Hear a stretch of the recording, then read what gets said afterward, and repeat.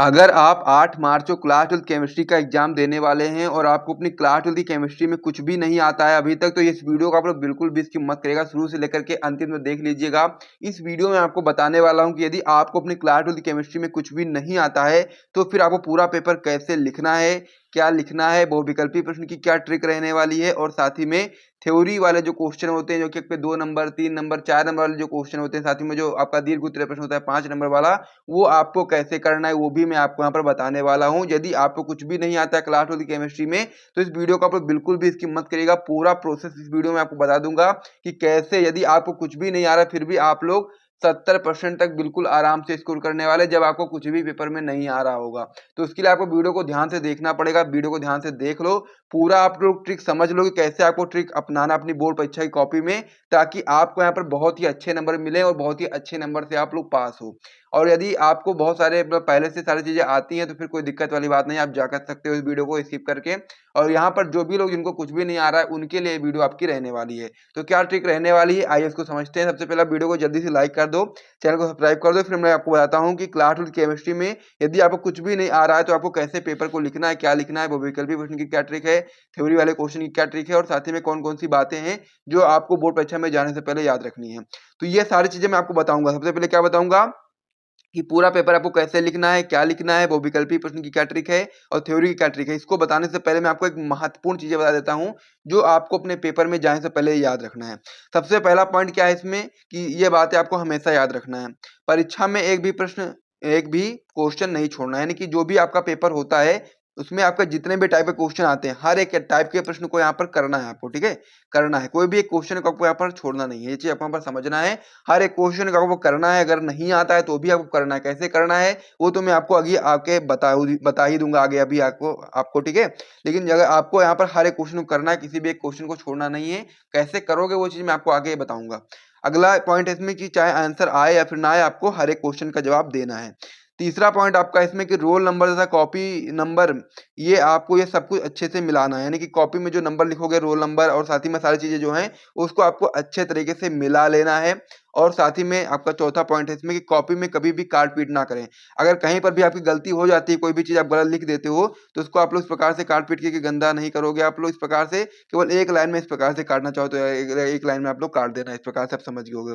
फिर last point है आपका कॉपी के कई पेजों पर रोल नंबर जरूर डालें, यानी कि जो कॉपी होती है उसके जो पेज होते हैं, जैसे कि एक पेज ये हो गया तो इस पर रोल नंबर आप डाल दीजिए, फिर दूसरे पेज पे डाल दीजिए, तीसरे पेज पे डाल दीजिए। इसी प्रकार से कई पेजों पे आपको लगभग मान के चलोगे कि आप लोग अगर डाल सकते हो तो सभी पेजों पे आप लोग रोल नंबर अपना जरूर डाल दीजिएगा। तो ये महत्वपूर्ण चीजें थी जो आपको याद रखने लायक थी। अब हम लोग बात कर लेते हैं कि अगर आपको कोई भी क्वेश्चन नहीं आ रहा अपनी बोर्ड परीक्षा की कॉपी में तो आप कैसे करोगे। सबसे पहला मैंने क्या आपको बताया था, मैंने आपको बताया था कि अगर आपको यहाँ पर पेपर लिखना है तो सबसे पहले आपको क्या करना है, शुरुआत करनी है। शुरुआत करने जाओगे तो सबसे पहला क्वेश्चन क्या आएगा, सबसे पहला प्रश्न आपका आएगा बहुविकल्पी प्रश्न का। तो यहाँ पर आपका पहला प्रश्न क्या आ गया, प्रश्न उत्तर संख्या 1 जो आपका होगा वो आपका बहुविकल्पी प्रश्न का होगा। तो सबसे पहले आप देखो कि कौन सा क्वेश्चन आपको यहाँ पर आ रहा है। बहुविकल्पी प्रश्न को पढ़ो और देखो आपको कौन सा बहुविकल्पी प्रश्न आ रहा है। इस वीडियो को आप लोग पूरा देख लीजिएगा ना, पूरा मैं आपको अच्छे से क्लियर करा दूंगा। तो बहुविकल्पी प्रश्न में देखोगे तो यहाँ पर जितने भी क्वेश्चन होते हैं सभी का ऑप्शन चेक करो। अगर जितना भी आपका पहले से पता है, यानी कि जिस भी क्वेश्चन का आंसर आपको पता है उसका लिख दो, जिसका नहीं पता उसको छोड़ दो। उसको कैसे करोगे वो मैं आपको अंतिम में बताऊंगा कि कैसे आपको करोगे। सबसे पहले क्या करोगे, जितने भी आपका आ रहा है, मान लीजिए का आ रहा है, खा का आ रहा है तो करते चले जाओ, गा का छोड़ दो, घा का छोड़ दो, जो भी नहीं आ रहा वो छोड़ते चले जाओ, ठीक है। फिर बाद में आप लोग जितना भी आ गया उतना कर लो, जितना बच गया उतना छोड़ दो, एक लाइन छोड़ देना जितने भी है, जितना भी करना है। उसके बाद फिर जब अंतिम टाइम तक इंतजार करो। अगर कहीं से पता चल जाता है, अगल बगल के स्टूडेंट से पता चल जाता है, फिर किसी से भी पता चल जाता है तो फिर आप लोग भर देना पेपर के दौरान ही। अगर नहीं पता चल पाता है तो लास्ट में क्या करोगे आप लोग, मान लीजिए आपने 2 कर लिए थे बाकी 2 बच गए, ठीक है, 2 बच गए, एग्जाम्पल के रूप में समझ लो आप लोग, 2 कर लिए थे 2 बच गए।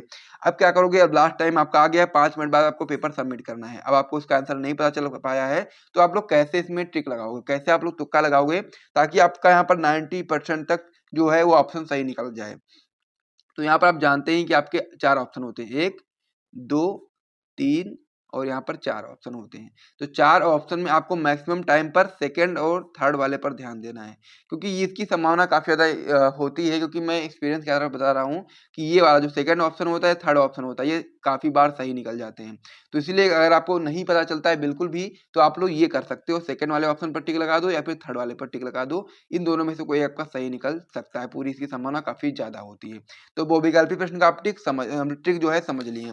सबसे पहले क्या बताया मैंने आपको, पूरा पेपर आपको कैसे लिखना है। तो पूरा पेपर लिखने के लिए सबसे पहले आपको जानते ही हैं, लाइन वगैरह आप लोग खींचोगे दोनों साइड, उसके आगे प्रश्नोत्तर संख्या डालोगे। पहला प्रश्न आपका होगा बहुविकल्पी प्रश्न का, उसको आपने बताया जैसे मैंने उसी हिसाब से आपको लिख देना है।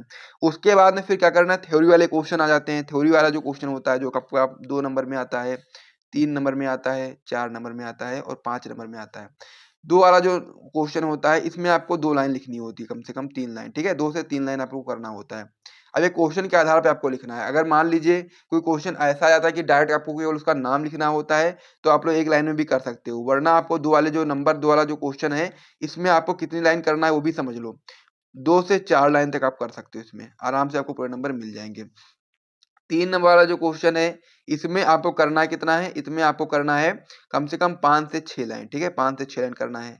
4 नंबर वाला जो क्वेश्चन है, इसमें आपको 7 से 8 लाइन करना है, ठीक है? आराम से हो जाएगा। और जो 5 नंबर वाला क्वेश्चन है, इसमें आपको 10 से 12 लाइन कर देना है, क्योंकि ये आपका क्या है, ये आपका दीर्घ उत्तरीय प्रश्न रहेगा, डायग्राम वगैरह भी आ सकता है इसमें बनाने के लिए, तो ये आपका और ज़्यादा ही लग जाएगा। लेकिन मैं आपको अनुमान के रूप में बता रहा हूँ कि इन सारे प्रश्नों में कितनी-कितनी लाइनें आपको यहाँ पर करना है। अब यहाँ पर हम लोग बात कर लेते हैं कि जब मान लीजिए कोई भी आपका क्वेश्चन आ जाता है, कोई भी प्रश्न आपका सामने आ जाएगा बोर्ड परीक्षा में, तो प्रश्न को जब आप पढ़ोगे, इस प्रकार से प्रश्न मान लीजिए लिखा हुआ है, तो इसमें आपका कोई भी पॉइंट होगा, उसको पढ़ लो, ठीक है? उसको समझो। जैसे कि पूछ ले क्वेश्चन कि बिलियन क्या है, तो बिलियन क्या है, तो उसमें बिलियन में क्या देखोगे, तो बिलियन ही आपको दिखाई दे रहा है ऊपर से, बाकी चीजें तो सिंपल है। तो बिलियन में आप समझो कि बिलियन, एक ट्रिक आप यहाँ पर अपनाओगे कि बिलियन को देखो और उसके बाद फिर पता सोचो दिमाग में अपने कि इसके बारे में आपको क्या क्या चीजें पता है कि बिलियन क्या है, इसके बारे में आपको क्या क्या चीजें पता है, वो सारी चीजें आपको यहाँ पर लिखते हुए चले जाना है। सबसे पहली लाइन क्या है लिखोगे आप लोग कि जैसे क्वेश्चन पूछा गया कि बिलियन क्या है, तो बताओगे कि बिलियन, आप लिखोगे सबसे पहले बिलियन। बिलियन एक ऐसा कह सकते हो कि लिक्विड है, या इस प्रकार से आप बता सकते हो, कुछ भी चीजें लिखते चले जाओ, लेकिन स्टार्टिंग आप बिलियन से ही करोगे।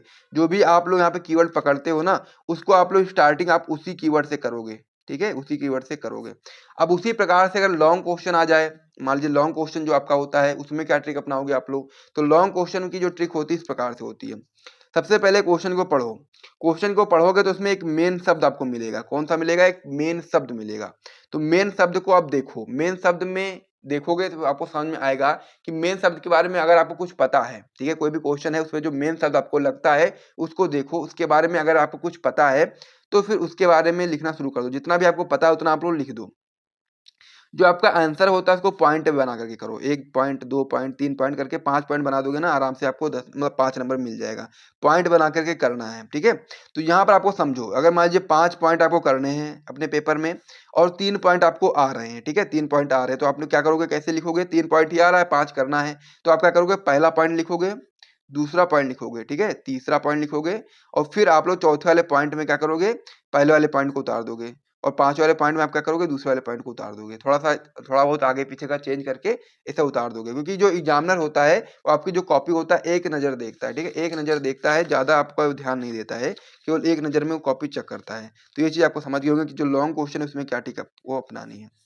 और साथ ही में जो शॉर्ट क्वेश्चन होते हैं उसमें आपको ये ध्यान देना है कि जो आपका जो भी मेन शब्द होता है उसी से आपको स्टार्ट करना है अपना आंसर, ठीक है? और साथ ही में एक बात और यहाँ पर ध्यान रखनी है कि अगर मान लीजिए कोई क्वेश्चन ऐसा आ जाता है जिसके बारे में आपको बिल्कुल भी कुछ भी जानकारी नहीं, कोई क्वेश्चन आपका ऐसा आ गया जिसके बारे में आपको कुछ भी नहीं पता है, कुछ भी नहीं पता है, तो आप क्या कर सकते हो उस कंडीशन में, आप क्या कर सकते हो, आप कोई भी क्वेश्चन आंसर जो भी आप याद करके जाते हो घर से, अब आपको वहाँ पर कुछ नहीं पता है, कुछ लिख नहीं सकते हो, आपको ऐसा लगता है, तो वो चीज़ आपको वहाँ पर छाप देना है, ठीक है? जो चीज़ आपको घर से याद करके गए हो वो चीज़ आपको वहाँ पर लिख देना है। इस प्रकार से भी आपको नंबर मिल सकते हैं, क्योंकि एग्जामिनर इतना ध्यान से नहीं चेक करता है। और साथ ही में ये भी आपको यहाँ पर एक ट्रिक आपकी और यहाँ पर है कि जैसे कि मान लीजिए आपके यहाँ पर पहले वाले प्रश्नों की संख्या में 5 प्रश्न आए, थ्योरी वाले 5 प्रश्न आए, तो आप लोग क्या करोगे कि मान लीजिए 3 प्रश्न का आंसर आपको पता है, 2 का नहीं पता है, तो 2 का क्या करोगे, 2 जो 3 वाला जो 3 पते हैं उनमें से 2 का ही रिपीट कर दोगे यहाँ पर दूसरे में, ठीक है? 2 का रिपीट कर दोगे, आराम से अगले पेज पे रिपीट कर देना, तो उससे भी आपको ये नंबर मिल सकते हैं। तो इस प्रकार से सारी ट्रिक रही बनने वाली है, इस प्रकार से आप लोग कर सकते हो। यदि आपको वीडियो पसंद आए तो वीडियो को लाइक करिएगा, चैनल को सब्सक्राइब करिएगा। मिलते हैं नेक्स्ट वीडियो में, तब तक के लिए जय हिंद।